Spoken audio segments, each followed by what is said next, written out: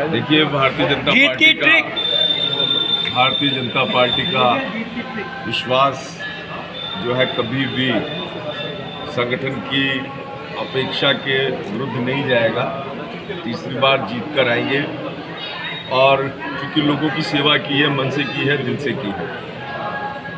और जिस तरीके का वातावरण इन 5 सालों में रहा, कोटा दक्षिण के साथ बहुत बड़ा पक्षपात किया गया। कोटा दक्षिण के साथ ही नहीं, अभी तो मैं समझता हूं कि पूरे हाड़ौती क्षेत्र के साथ दोगला व्यवहार हुआ है और एक विधानसभा को छोड़कर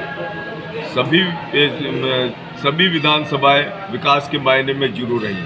और उससे भी बड़ी दुख की बात यह है कि जो स्थानीय नेता हैं, जो टिकट मांग रहे हैं, जो कांग्रेस से प्रत्याशी हैं, उन्होंने सिर्फ पद प्राप्त करने की लालसा रखी, लेकिन कभी जनता की मूलभूत समस्याओं को लेकर, परेशानियों को लेकर ना तो गहलोत सरकार को चेताया, न कभी गहलोत को ये जानकारी दी कि कोटा दक्षिण में ना तो नालियां, पटान, सड़कें, पार्क यूआईटी के द्वारा, नगर निगम के द्वारा भारी पक्षपात किया जा रहा है।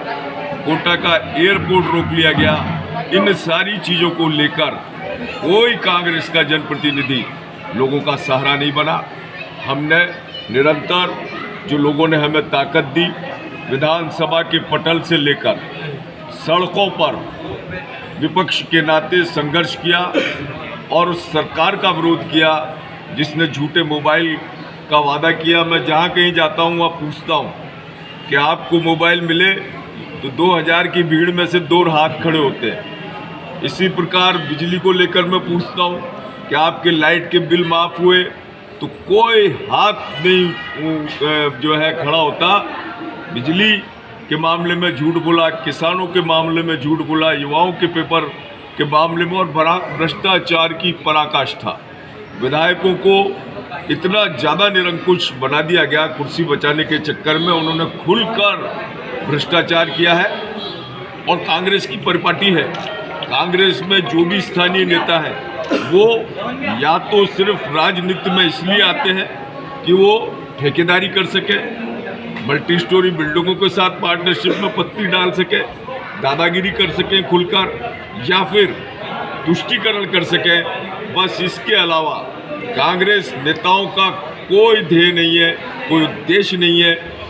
लेकिन दूसरी ओर यदि हम देखें तो हमने निरंतर ज़मीन पर रहकर लोगों ने जैसा हमें बताया और आगे आने वाले समय में भी भारतीय जनता पार्टी सरकार बना रही है। भारतीय जनता पार्टी की सरकार बनते जो नाइंसाफ़ी, जो अन्याय कोटा दक्षिण के साथ हुआ है, उसकी भरपाई की जाएगी। कोटा दक्षिण के अंदर जिस तरीके से चंबल गार्डन, भितरिया कुंड को लेकर विकास पूरी तरह ठप हो गया, यहाँ पर कब्जे कर लिए गए, दरगाहें बना दी गई, इन सारी चीज़ों को लेकर पूरी तरीके के साथ सजगता से काम किया जाएगा। कोटा दक्षिण में भरपूर विकास कराया जाएगा। और जिस तरीके से सरकार ने पूरे 5 साल तक कोटा की जो प्राथमिक समस्याएं थी उनको जनता से मरहूम किया, वो सारे नाली, पटान, सड़क अथवा चिकित्सालयों को लेकर, चिकित्सालयों में चिकित्सकों को लेकर, लाइट के मामलों को लेकर, पानी के मामलों को लेकर, पाइपलाइन बिछाने को लेकर, इन सारी चीज़ों पर ध्यान देते हुए और जो बड़े सौंदर्यीकरण और विकास के कार्य हैं वो कोटा दक्षिण के इस विधानसभा क्षेत्र में कराने का प्रयास किया।